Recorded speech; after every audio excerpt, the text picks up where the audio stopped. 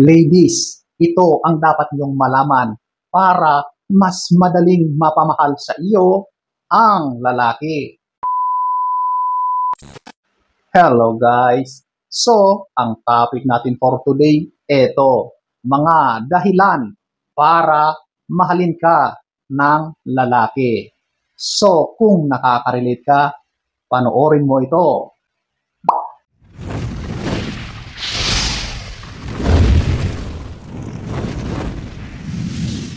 Number 7, pagiging masayahin.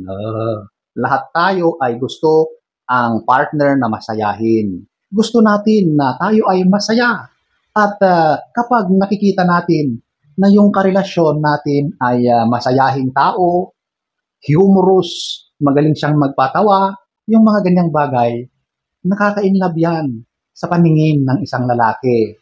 Kapag nakikita niya na ikaw ay masayahin na babae, masayahin kausap, merong sense na kausap, mamamangha ang lalaki sa iyo. Nagbibilib siya sa ganyang mga characteristics ng isang babae. At isang dahilan yan para mamahalin ka niya. So ladies, number 7. Number 6, mapagkakatiwalaan. So dito sa bandang ito or sa bagay na ito, dito na pumapasok yung pagiging maaasahan ka. Ikaw ay honest, tapat ka sa iyong karelasyon. Ibig sabihin, hindi mo siya niloloko. Ang lalaki, takot na takot yan sa ganyang pangyayari. At kung mararamdaman niya na niloloko mo siya, wala na yan. End of the road. Okay? Maraming kalalakihan ang hindi alam na may mga ganyang pangyayari kapag nasa isang relasyon. Minsan, huli na kapag nalaman na nila na niloloko pala sila ng kanilang karelasyon. Kaya yung pagiging mapagkakatiwalaan, yan ang isa sa mga ninanais ng mga lalaki pagdating sa babae na kanilang mamahalin habang buhay. At isang dahilan yan, yung pagiging honest mo, pagiging tapat, loyal sa kanya. Ayaw ng lalaki na may ibang tao na sumisiksik, inaagaw ang kanyang minamahal.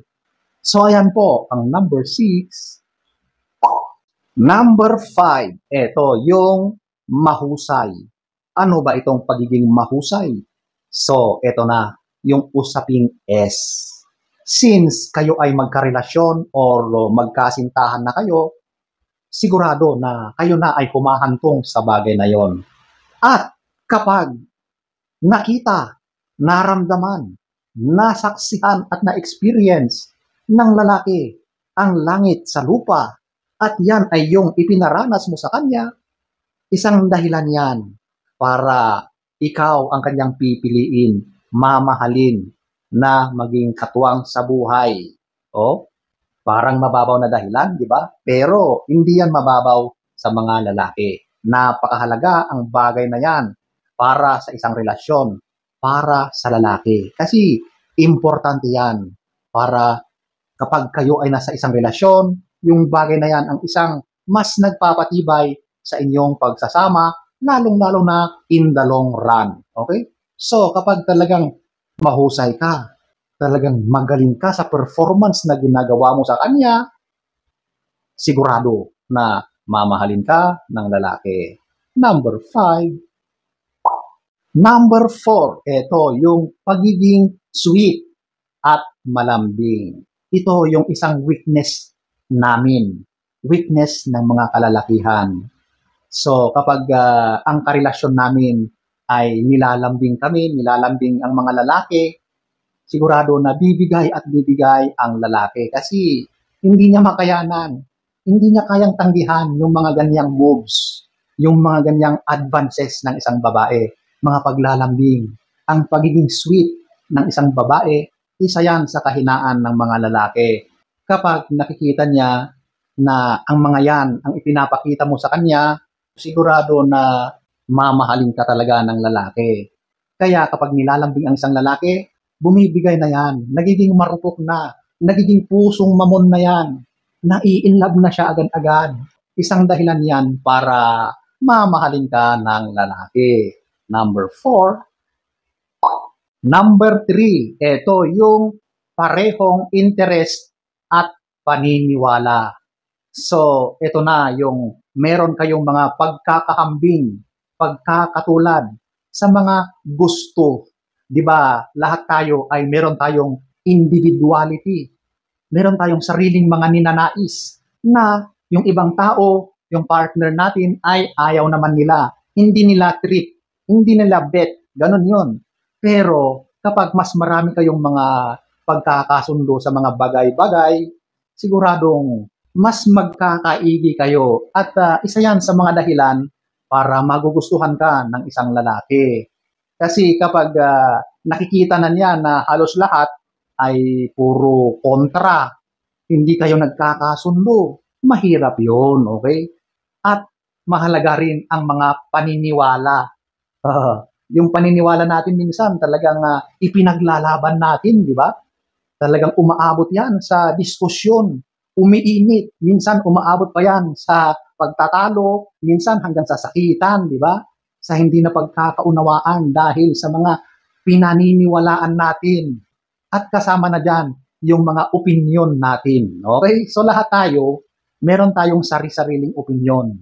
Opinion mo yan, opinion ko ito, respetuhan na lang. Kapag hindi ka sumasang-ayon, siguro the best is respeto. Okay?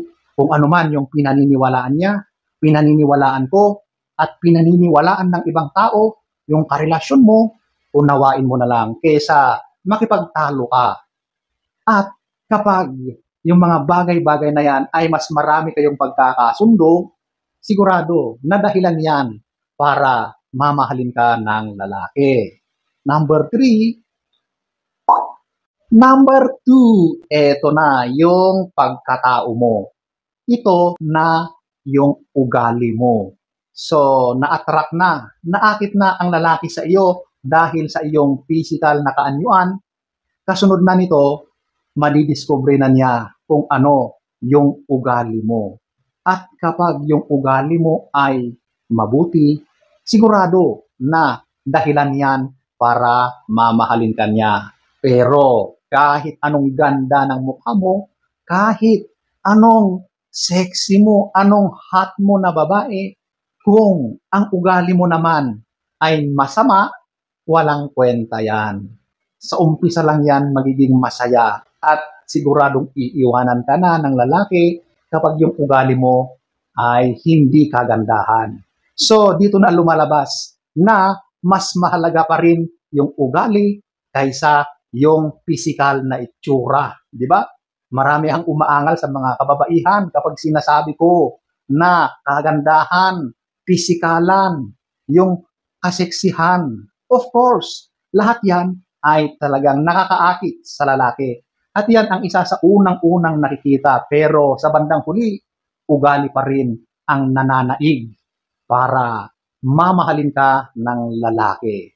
Number 2, number 1, eto, siguraduhin mong maganda ka sa paningin ng lalaki.